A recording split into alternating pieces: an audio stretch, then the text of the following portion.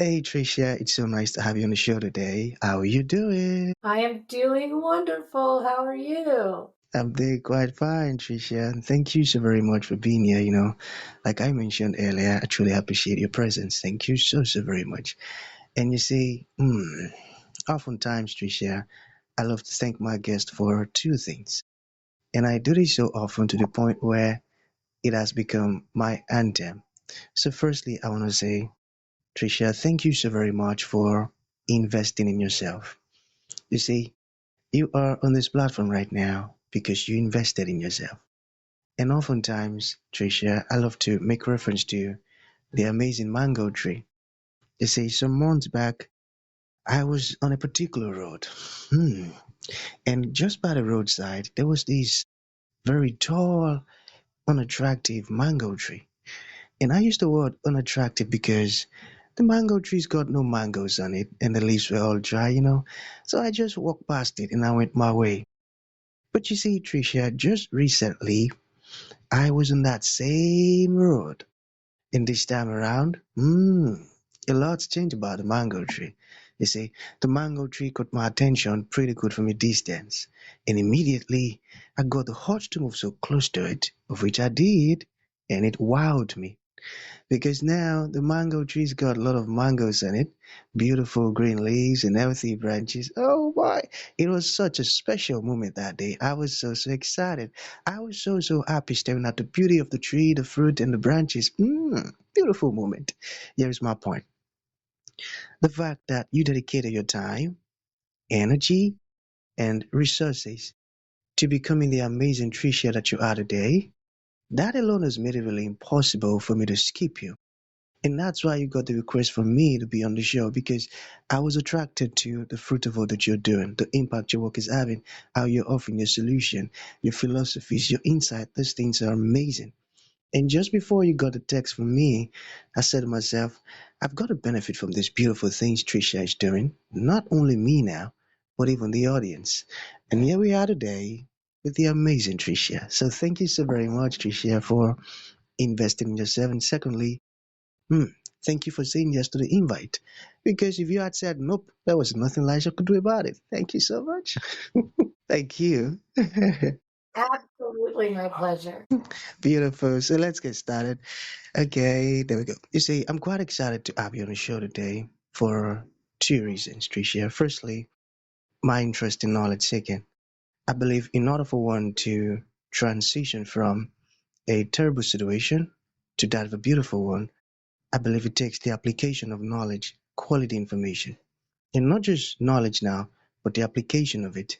And you see, Tricia, ever since I discovered that light in the Hebrew means knowledge and darkness means ignorance, I've been so keen to knowledge seeking because I do not want to remain in the dark. So that's going to make our conversation today very important to me and even to the listeners. The second reason why I'm excited to have the amazing Tricia on the show is for the sake of the listeners. See, Tricia, we live in an age where information is as abundant as grains of sand. We've got a lot of information flying out there. So these folks trust me for quality, eye-opening, and very important information, of which I am totally convinced, Tricia, that our conversation is going to be insightful and impactful. So for that reason, Tricia, let's get started with your introduction. Talk to us about your personal or professional journey, because right now we are just so curious. We want to know how Tricia got here. Then afterwards, I've gotten some beautiful questions for you. Okay, Tricia, over to you. Well, how did I get here? There's so many different ways that I could tell you about my journey. And there are so many different versions and so many different chapters and so many different seasons that led me to where I am now. But, if I was to pull out probably, well, the most universally relatable, right? It would be, my needs for control. And so in those control needs, I found myself, in a state of being that, well, I'm going to just tell you a little story, right? Um, there was the day that I was, cruising around on the boat with my family until I wasn't. What I mean by that is I jumped off the moving boat because I wasn't comfortable any longer and was felt out of control. So I jumped off the boat and swam to shore, right? Of course, in a very impulsive, reactive fashion. Wow. And that led me into a space, or I shouldn't say that led me to, but that was part of the season where I also had such a problem with not being in control that it was very normal to have to see me curled up on the floorboard of our truck as we're taking a drive along the coastline and getting too close, in my opinion, to the edge. And I was convinced that we were all going to go plummeting over the edge and crash, to the bottom. So insert fear, anxiety, panic, control needs, perfectionism, and all of those things. And so what I realized was that my need for control was very much derailing my life and hurting my relationship with myself and with others. Cool. Okay. Are you still there? Hello? Sorry about that. My network went off. So sorry. That's okay. Wow. It happens to me all the time. So I was checking to see if it was me because I live in the Oh, country. So sometimes, reception. Yeah, I tell you. Wow. But that's really a tough one. The last part I had was you jump off the moving boat, right? yeah. Wow. And and there's so many different things and pieces of my life that are tied to that. That was how I was at the end before the life transformation, had to happen. And different things that led to that were, I had a great life. And this is where it gets difficult, right? Like at the age of 4, I was reading, writing, doing arithmetic, playing chess. By the age of 5, I was playing classical piano. 7, I was competitively swimming. And in that period where everything was great, I had wonderful friends, I had a loving family. I remember having this internal space inside of me. And it was a daily occurrence, especially at the age of 4, where I would find myself stomping my feet going down the hallway saying nobody loves me and wanting people to come. I would wait for somebody to come and say, oh, but yes, we do, right? Like that whole external need for peace, joy, comfort, relief, value, validity, and worthiness. So that was inherently inside of me at a young, innocent age. And then, I also remember at the age of 4 watching my dad be struck by lightning. And, so there's just all these different pieces of life that happened. And so, through, we'll say, a lot of the formative years, I endured things like numerous sexual assaults. I endured domestic violence, either in my own relationships or witnessing it in others.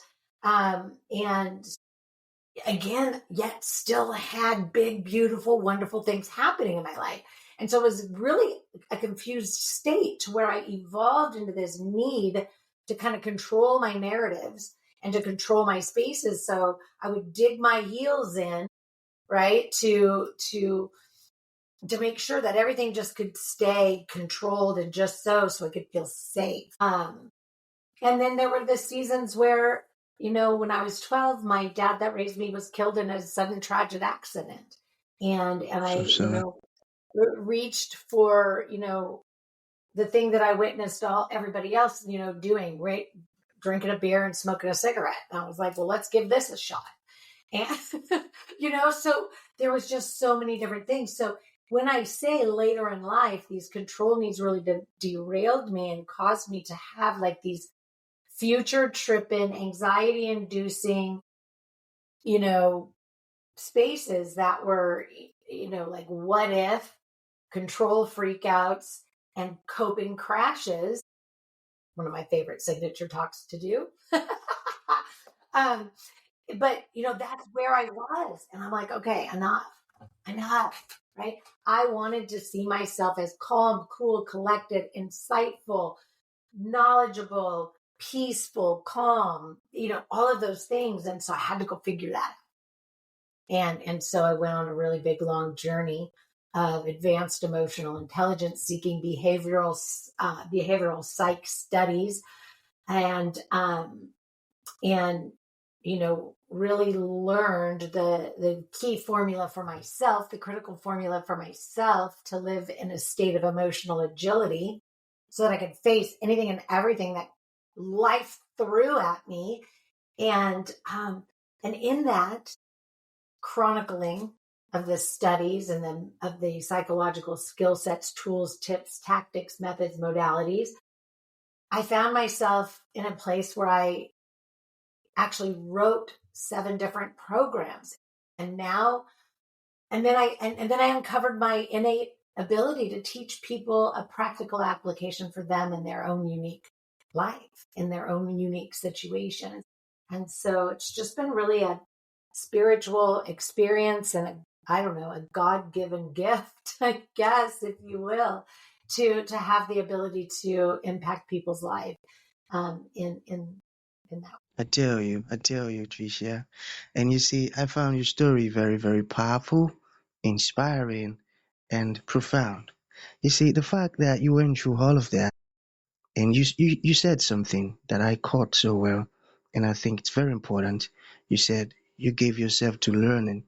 You went to seek out how to get all of these things, like going after acquiring knowledge. And now you are using your solution to help others, like the programs you said you created, which is amazing. The fact that you went through all of that and you're able to get the solution to help others. That tells me something, that you are a true leader, because not many people will think about others. They're just like, as long as I'm free from it, it's my life, and let me just focus on only me. But you're thinking about others who are also stuck in the same situation or were struggling with something similar, and you created a solution for that. That's amazing. But I've still got some questions. I'm still a bit curious about the word you use, emotional agility. Can you talk to us more about that? Oh, absolutely. Emotional agility, right, is the ability, and how do I do this? It entails a lot of things, right? It entails advanced emotional intelligence, but not just the knowledge, the desire to actually do the work, right? So we can know certain things, and we can have in what we think is emotion regulation or distress tolerance, but if we don't apply it, we don't apply that knowledge and make it a practice, then it doesn't serve us. So emotional agility is that concept that no matter how hard it is, I can sit in it and move through it without finding myself sitting on the couch with a bucket of Ben and Jerry's trying to soothe the painful emotion.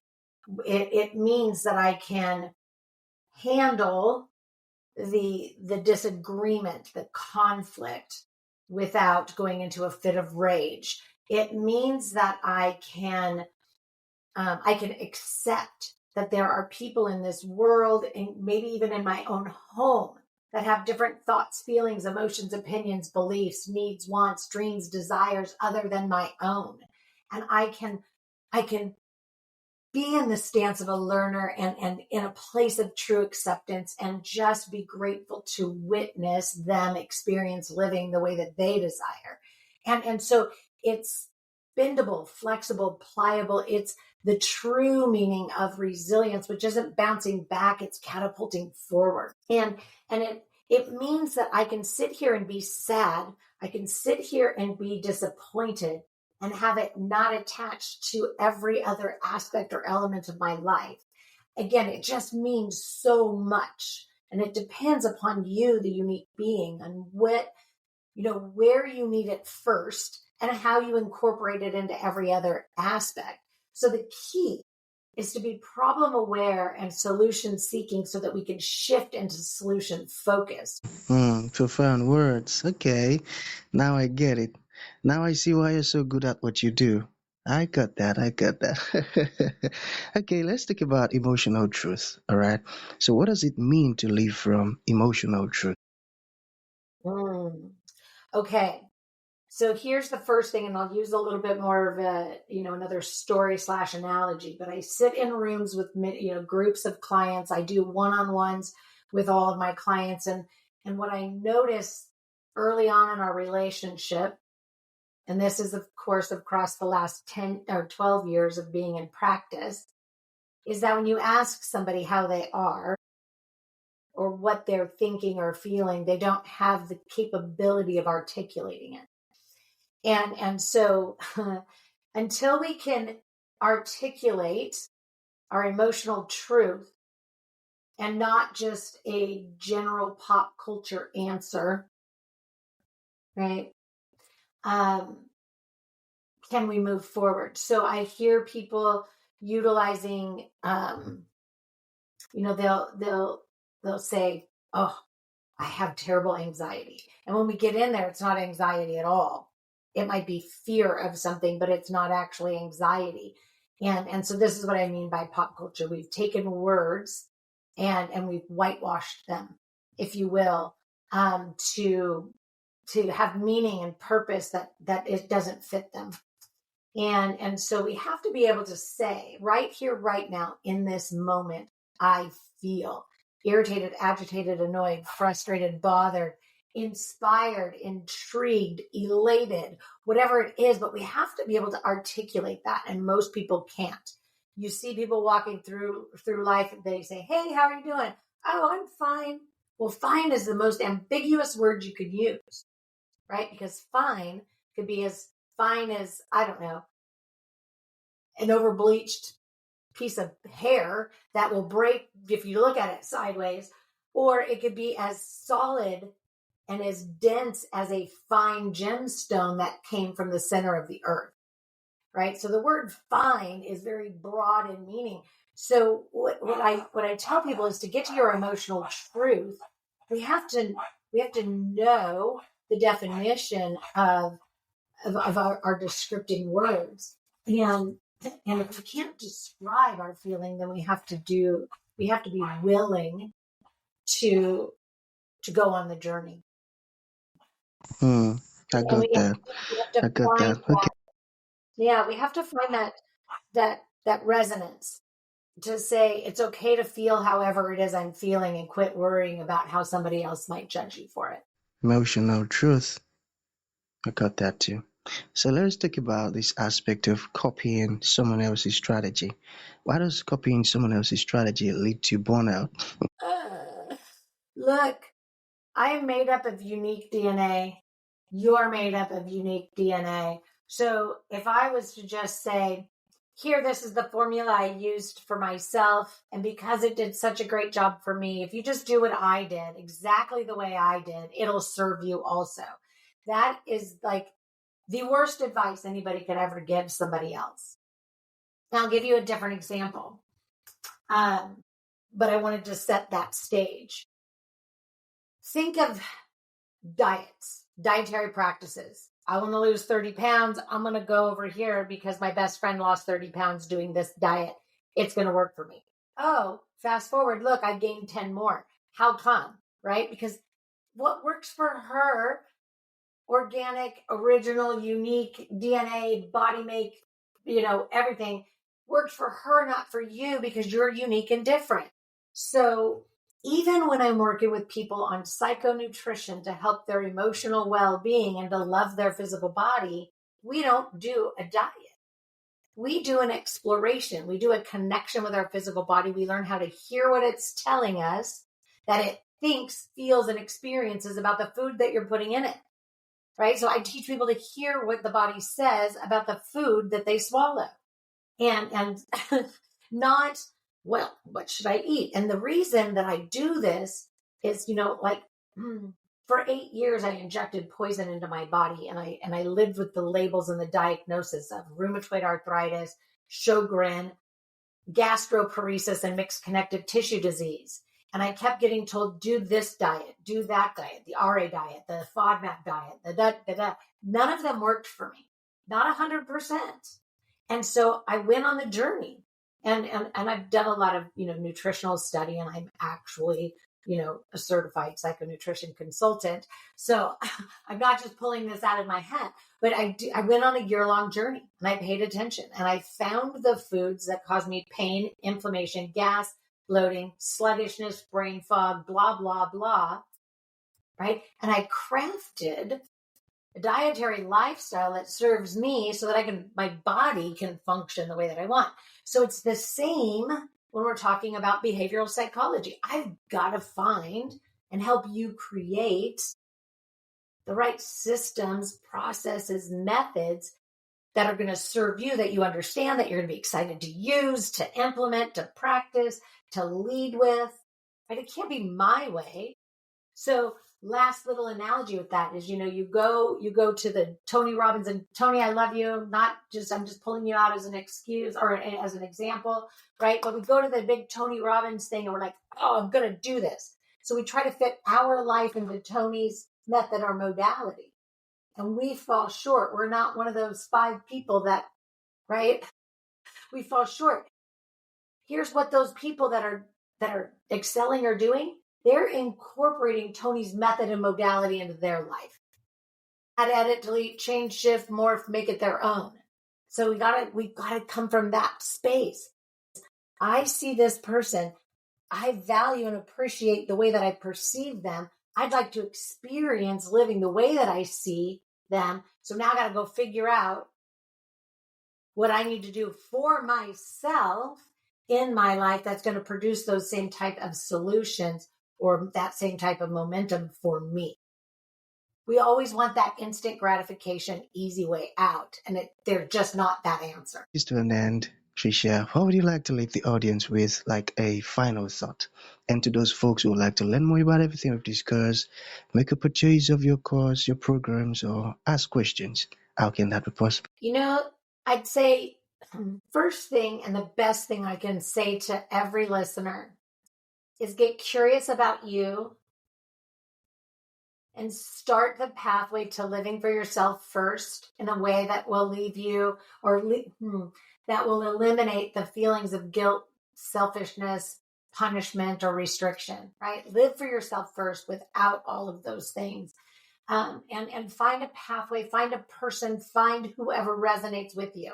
I know I'm an acquired taste. I don't speak everybody's language.